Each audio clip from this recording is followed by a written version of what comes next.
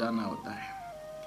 और सदगुरु के लिए, सदगुरु पता लगाने के लिए निकले थे, लेकिन संसार में तो जैसे नारद जी ने कलयुग में क्या क्या देखा करके भागवत में रखते हैं, ऐसे ही सदगुरु ढूंढने गए थे तो कोई लोभी है, कोई लालची है, कोई गुणांग इंद्रियों के बस में पड़े हुए हैं। बाहर तो शीतलता जैसे करते हैं, लेकिन अंदर में ईर्ष्या का आग जल रहा है। सबको अपना अपना धर्म विस्तार करने का है। अपने आत्मा के विषय में चर्चा कम करते हैं। अधिक अधिक पढ़ते मान ही जो बेचते हैं भगवान, कोई भगवान के नाम पर जीविका चला रहे हैं। तो इस तरह से ब्रह्मा जी ने देखा कि सही अर्थ में मोक्ष तो सरल ही है, परमात्मा में प्राप्त हो जाते हैं, लेकिन सब परमात्मा की प्राप्ति के लिए बात करते हैं, लेकिन सद्गुरु के बिना ये संभव नहीं है। सद्गुरु पाना बहुत मुश्किल हुआ। बैठा था सद्गुरु है कि आस करे शिष्य के, एकदम शिष्य का आस करने का मतलब शिष्य से सम्मान चाहने वाले, शिष्य से धन चाहने वाले, शिष्य से अनेक प्रकार की सुविधा चाहने वाले।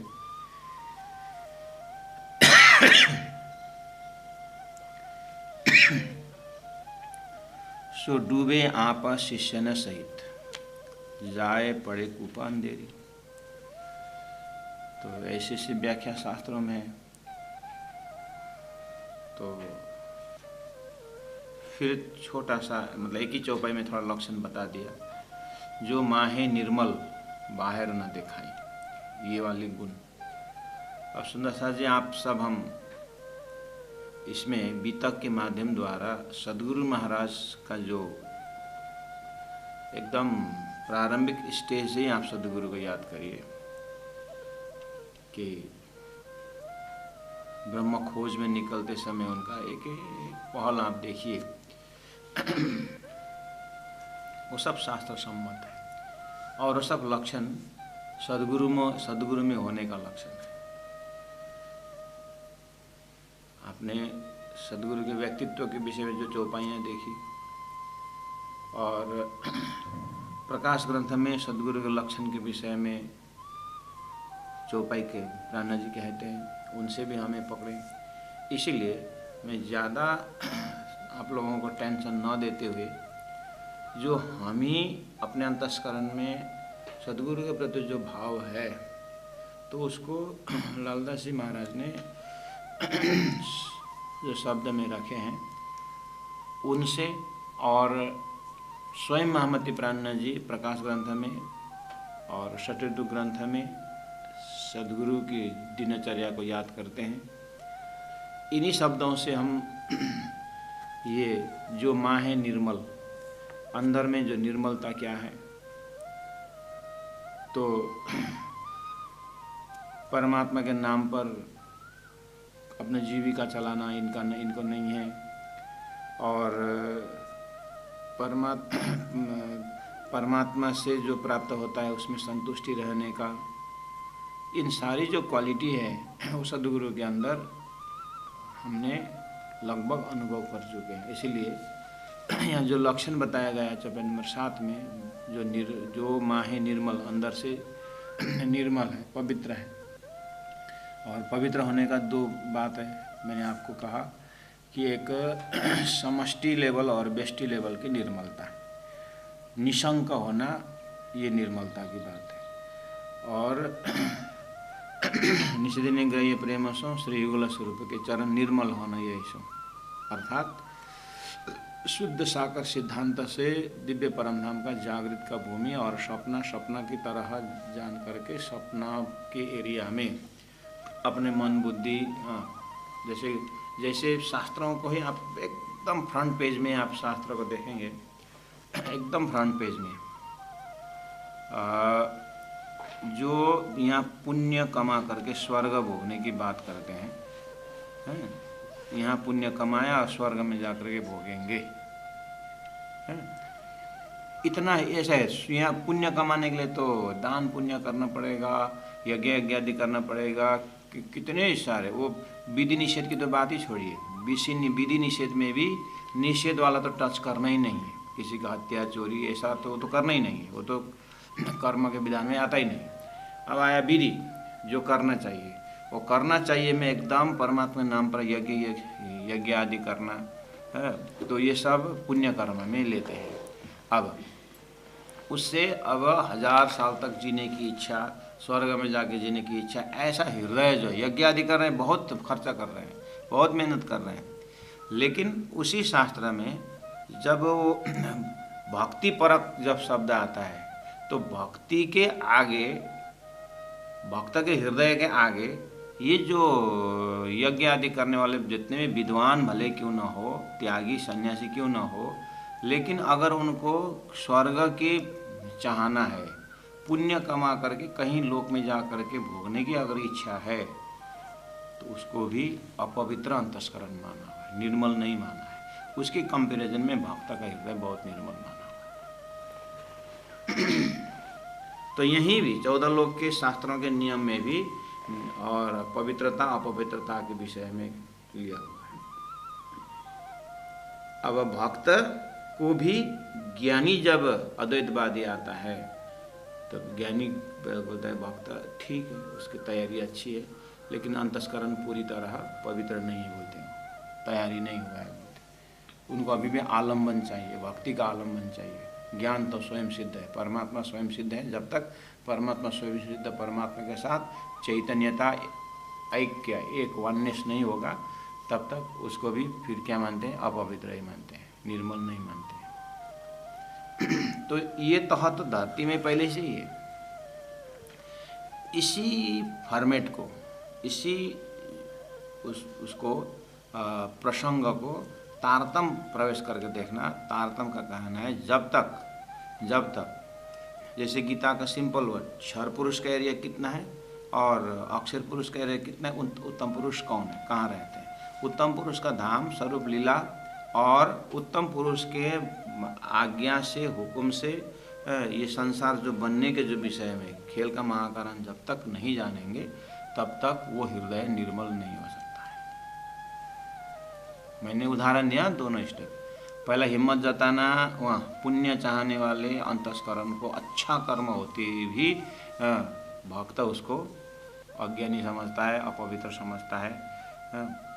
और भक्त भगवान के साथ एकदम हुआ तो द्वैत हुआ करके उसको भी अद्वैतवादी फिर क्या बोलते हैं, उसको कंप्लीट नहीं मानते।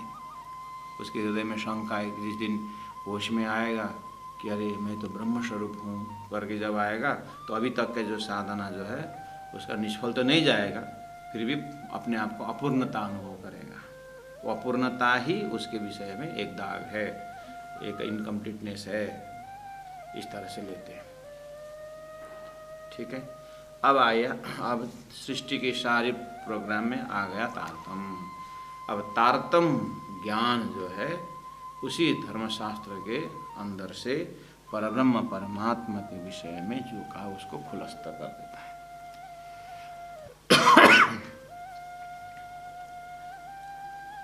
तो अब क्या हुआ?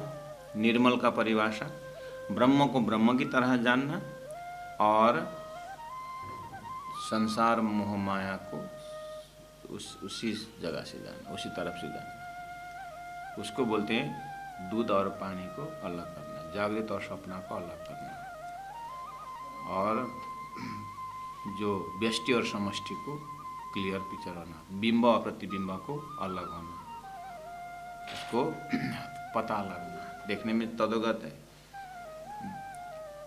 तो ऐसा विवेचनात्मक जो हृदय है वो प्राणज्ञा जो माँ है निर्मल, अंदर से निर्मल है।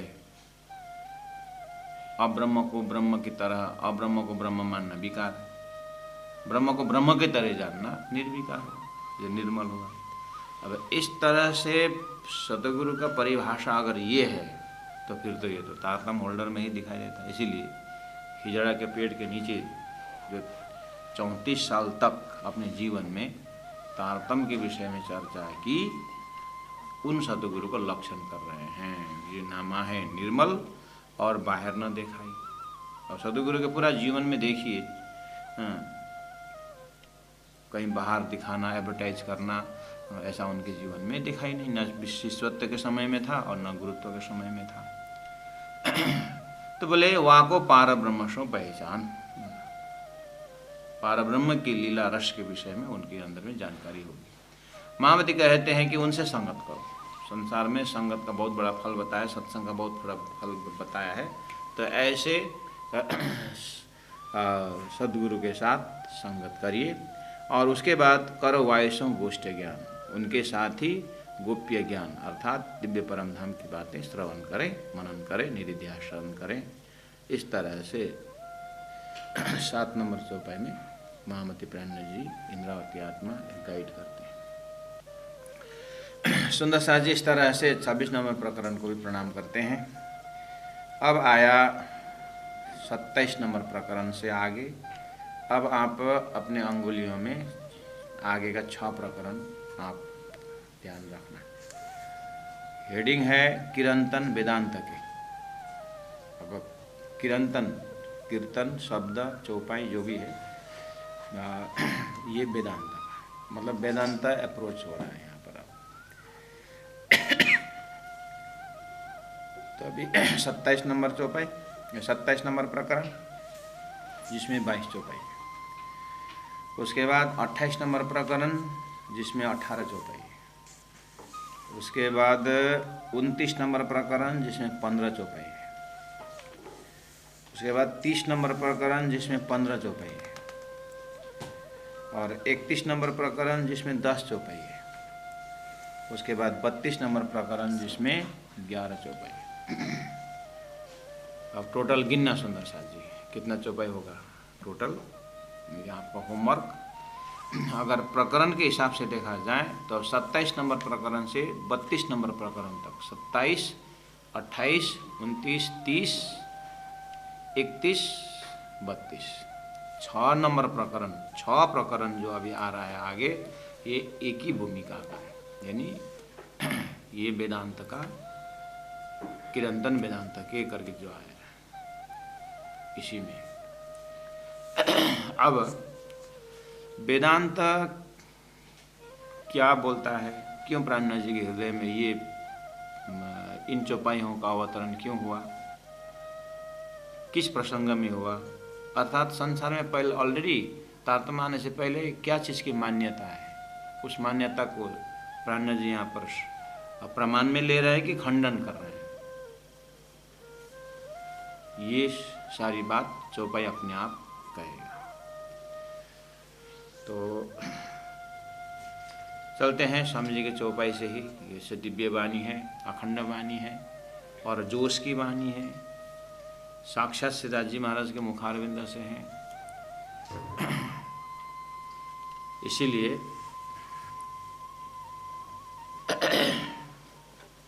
अब इसमें समझने की 2 तरीका है। यदि चौपाई को पूरी तरह 6 प्रकरण पूरा करके फिर दोबारा देखना होता है, या पहला कॉन्सेप्ट को क्लियर करना होता है। तो हम सुंदर साथ से आग्रह करते हैं कॉन्सेप्ट को क्लियर करें। अब कॉन्सेप्ट जो अपनी मान्यता है, जो संसार में जिस तरह से है, उसको आप 1-2 सेंटेंस में आप समझते, जो आपने ऑलरेडी खास आपके हृदय में, बस मैं लोकेशन बता देता हूँ, रिमाइंड करा देता हूँ। आप अपना अभी तक का आप तो बस जानते सब कुछ है, लेकिन बस चौपाई से कहाँ पकड़ना है, चौपाई देख करके कहाँ अर्थ लगाना है, उसको अगर कहीं थोड़ा बहुत शंका या पर्दा है तो उसको हम प्रकाश में लाएंगे। जो आप ऑलरेडी इस विषय में जानकार हैं, समझते हैं सब चीज़ को, तो फिर आप आंख बंद करके प्राणनाथ जी के हृदय में देखिएगा। अपने अपने जगह से, अपने अपने समझ के, अंडरस्टैंडिंग के लेवल से मेहनत करते रहना। मेन चीज अब सुंदर साथ जी यहाँ पर 27वें प्रकरण में कहो कहो जी ठौरने चला वतन कहाँ ब्रह्म को। कहो कहो जी, बोलिए, बताइए बताइए जी, ठौरने चला, अखंड स्थान, अखंड ठौर, जो वतन कहाँ ब्रह्म को, ब्रह्म अखंड है तो ब्रह्म का धाम अखंड होना चाहिए, बताइए प्रभु। इस तरह से प्राज्ञ जी संबोधन कर रहे हैं। किसको? तो ऊपर हेडिंग है वेदांता, इसका मतलब वेदांतियों को संबोधन कर रहे हैं। वेदांती मतलब कोई जाति नहीं है, वेद को जानने वाले। वेद मतलब जानना, जानने का अंत मतलब जान करके कंप्लीट हो गए, वो वेदांत। और एक महात्मा जी बोलते थे अरबी में बे मतलब नहीं और दंत मतलब दांत। सत्संग में सब वेदांती लोग आते हैं आजकल, सत्संग में सब वेदांती लोग। हाँ, अब सब धर्म ही बूढ़ा हो गया, मंदिर बूढ़ा हो गया। तो कहाँ मंदिर बूढ़ा हो गया, अभी 3 साल तो हो गया ऑर्गेनाइज किया हुआ, उद्घाटन किया हुआ। हाँ, ईंट पत्थर तो सब नया है, लेकिन अंदर बैठ करके कथा श्रवण करने वाले सब बूढ़े हैं, इसलिए मंदिर बूढ़ा हो गया। हाँ, तो मंदिर बूढ़ा हो गया तो फिर वेदांत मतलब बे मतलब नहीं, दांत नहीं है, जो दांत बिना दांत वाले बैठे हो, तो कान तो सुने थे तो मुंह खोल के सुनते हैं, अब दांत तो है ही नहीं। एक महात्मा जी इस तरह से जयकार लगाते थे, बोलते बोलो वेदांतियों की जय कर। बिना दांत वाले आते हैं, तो फिर ऐसा क्यों? महात्मा जी बोलते क्या करें, जब माया मतलब जब कान तंदुरुस्त है, आँख तंदुरुस्त हैं, सब फ्रेश हैं, तो सब वो तो माया में चला गया। अब माया ने रिजेक्ट कर दिया तो फिर ब्रह्म की तरफ लग गए। ऐसा वेदांत शब्दों में महात्मा जी बड़ा बड़ा ज्ञान देते थे, अर्थात जो भी करें समय में करें। लेकिन वेदांत का अर्थ होता है वेद प्लस अंत वेदांत। वेद मतलब जानना, जानने का अंत वेदांत। अच्छा, वेद मतलब अब जानना मतलब ज्ञान, तो ज्ञान का अंत क्या है? ज्ञान का तो अंत ही नहीं होता है। हाँ, ज्ञान का अंत नहीं होता है, ठीक है, लेकिन जितना ज्ञान है उतना तो उसके बाद तो अपने लिए तो अंत हो जाएगा। कहने का मतलब है वेद मतलब जानना, क्या जानना?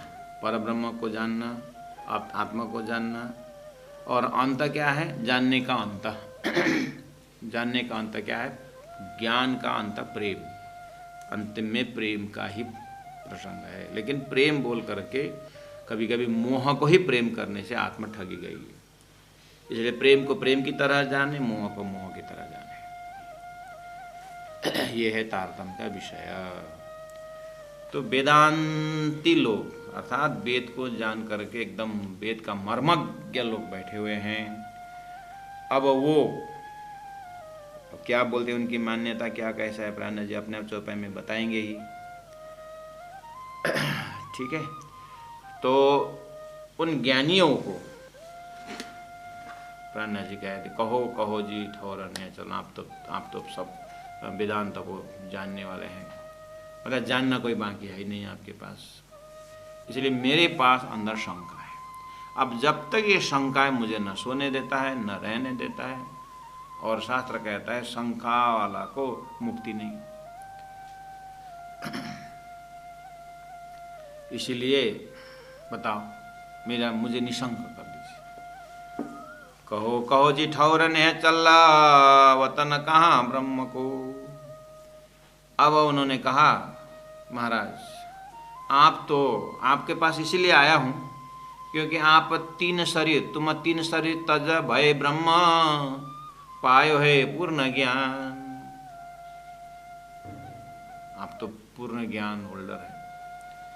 आप तो 3 शरीर में स्थूल शरीर, सूक्ष्म शरीर और कारण शरीर, ये 3 शरीर को त्याग करके तुम 3 शरीर तज, 3 शरीर को त्याग करके भय ब्रह्म, आप तो ब्रह्म रूप हो गए हैं।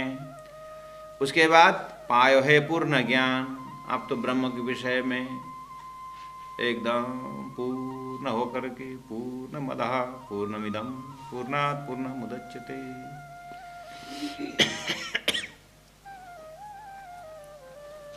हमारे एक विद्यार्थी थे, पूरा लड्डू वड्डू खाया और एकदम, नहीं उस दिन तो सेल रोटी बना था, सेल रोटी एकदम, सेल रोटी बोलते हैं हमारे, ये जातीय रोटी है सेल रोटी, घी में बढ़िया होता है एकदम, हाँ सेल रोटी। तो उसका प्रोग्राम था, तो कब से सेल रोटी तो बढ़िया से एकदम खाए, और जो भी एकदम पेट भर के बढ़िया से खाए। बोले अब कुछ और है? नहीं, पूर्णमदः पूर्णमिदं पूर्णात् पूर्ण बोलते हैं। ये पूर्णमदः पूर्णमिदं श्लोक सबके मुख में है। जो भी खाए पिए रहे और बोले एकदम पूर्णमदः पूर्णमिदं जाने। आज 50 लड्डू खाए और खाएंगे? नहीं, अब तो पूर्णमदः पूर्णमिदं। और दूसरे दिन पूछो, हाँ कल बचा हुआ लड्डू है, हाँ लाओ 2-4 खाएंगे, तो पूर्णमदः पूर्णमिदं तो कल हुआ था, फिर आज। ऐसे ही ये उदाहरण जो मैं दे रहा हूँ मजाकी उदाहरण है, लेकिन अध्यात्म में भी सब पूर्णमदः पूर्णमिदं बोलते हैं। स्वर्ग जाने वाले भी पूर्णमदः पूर्णमिदं, वैकुंठ वाले भी पूर्णमदः पूर्णमिदं, गुणों अंग इंद्रियों में से शरीर का आनंद मिल गया, वो भी पूर्णमदः पूर्णमिदं, मन शांति हो गया तो भी पूर्णमदः पूर्णमिदं। श्लोक फैमिलियर। लेकिन आत्मा जब तक परात्मा और परमात्मा न हो, आत्मा सुरता और परात्म और परमात्मा, जब अक्षरादि परब्रह्म परमात्मा के नज़र से जब तक सृष्टि देखने की बुद्धि नहीं आएगी, वो दिव्य दृष्टि जब तक नहीं होगा, तब तक आत्मा पूर्णमदः पूर्णमिदं होगा ही नहीं। तात्म का कहना ऐसा है। तो प्राणनाथ जी ने यहाँ वेदांतियों को कहा कि आप तो 3 शरीर तजा, जागृत स्वप्न स्वप्न सुषुप्ति, 3 शरीर 3 अवस्था को त्याग कर, स्थूल सूक्ष्म कारण शरीर को त्याग कर, जागृत स्वप्न सुषुप्ति को त्याग कर, अर्थात शरीर मन बुद्धि चित्त, शरीर और मन एक ही है, मन बुद्धि चित्त, ये 3 अंतस्करण, या बोलो जागृत स्वप्न सुषुप्ति 3 अवस्था बोलो, या इस सूक्ष्म कारण 3 शरीर बोलो, प्लेटफॉर्म एक ही है। को त्याग कर तज भय ब्रह्म पायो है पूर्ण ज्ञान। आप तो पूर्ण ज्ञानी हो गए बैठे, लेकिन मुझे शंका है, लेकिन मुझे शंका है। तो जो लोग संशय ना मिटे, जब तक वो शंका नहीं मिटता है, शास्त्र कहता साधु तोलुम होता हैरान, तब तक हे साधक, अर्थात ये साधक आत्मा जो है होता हैरान, 84 के चक्कर में घूम घूम कर गया हैरान होगा। अर्थात कहने मतलब मुक्ति नहीं होगी। जब तक शंका निवारण नहीं होगा तब तक आत्मा का कल्याण नहीं है। इसलिए मैं आपके पास आया हूँ, हे वेदांतियों, हे ज्ञानियों। इसका मतलब आप समझ रहे हैं ना कि सामने वाले जो है किस तरह से प्राणनाथ जी अप्रोच कर रहे हैं। इसका मतलब वेदांती मतलब ज्ञानी मतलब, अच्छा वो 3 शरीर से ऊपर उठे हुए होते, निस्त्रय गुण्यो भवार्जुन, गीता में कहा है 3 गुण से ऊपर उठना। यहाँ 3 शरीर से ऊपर उठना मतलब 17 रजतम 3 गुण से ऊपर उठने की अवस्था है। और 3 शरीर में मन बुद्धि चित्त को आप देखेंगे तो अपने मन से ऊपर उठा हुआ, कहना मन में जो संकल्प विकल्प है उसको साक्षी भाव से देखता है, और न संकल्प से उसका कोई अटैचमेंट है, न विकल्प से कोई दुख है, वो सुख दुख। गीता में लाभ लाभयो जया जय, लाभ हानि से उसको कोई मतलब नहीं, जय विजय से उसका कोई मतलब नहीं, ऐसी अवस्था प्राप्त होता है। ये भी बहुत ऊंचा कोटि का है सुंदर साधु।